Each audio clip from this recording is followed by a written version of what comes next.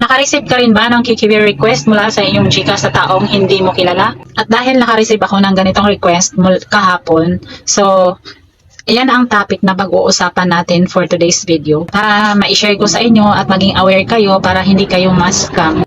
Kung interesado ka malaman kung ano ang features na ito ni Gcash, panoorin nyo tong video ko para maging aware din kayo na hindi magamit ito sa scam at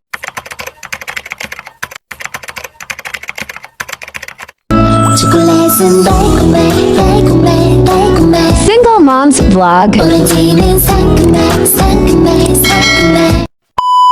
Kahapon guys, naka-receive ako ng notification sa aking inbox sa Gcash na you just received KKB request. Raiko has asked for your share of 2,000 pesos. Ano nga ba ang KKB feature na ito ni Gcash? Bukod sa send money na madalas ginagamit ng karamihan sa mobile wallet app na Gcash, marami itong convenient features na hindi pa alam ng karamihan. Isa na dito ang KKB, which stands for kanya-kanyang bayad or splitting the bills. Ginawa itong features na ito ni Gcash to allow you to split a bill among your friends. For example, grupo kayong magkakaibigan. Kunyari, 6 kayo. Gusto nyo i-surprise yung isang kaibigan nyo na magbe-birthday at naisipan yung bumili ng gift at magambagan kayo. So ikaw na initiator ang gagawa ng KKB request at isend mo sa 5 mong kaibigan kung magkano ang share sa bawat isa sa inyo. Ginawa itong KKB features ni Gcash para makatulong na hindi na kayo mahirapan mag-collect ng share kahit nasa malayo yung isa sa inyo.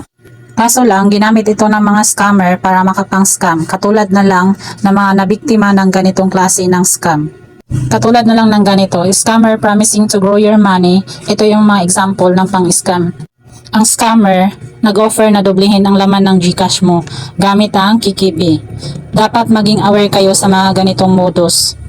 At minsan, scammers offering free money na ayuda from Gcash sa kanilang mga bibiktimahin, katulad na lang ng ganito. Text message saying you won money. Ang biktima kailangan magbayad ng 4,000 pesos bago makuha ang prize. Ang scammer mag-inform sa inyo through text that you won money and send you a KKB request. So yan, ibang klase ng pang-i-scam, kaya doble ingat talaga tayo guys sa mga ganitong klase ng scam. At pang-apat na example na nabiktima ng KKB scam ay money lending offers with minimal interest, katulad ng ganito. So, ingat talaga tayo guys sa mga nagpo-post sa Facebook na may ganitong free, may mga offer na loan, tapos kailangan natin magbayad muna bago natin nakuha. Scam po yan. Then sa mga online seller at sa mga sari-sari store owner, pinaka-target talaga to nila sa mga nangi-scam.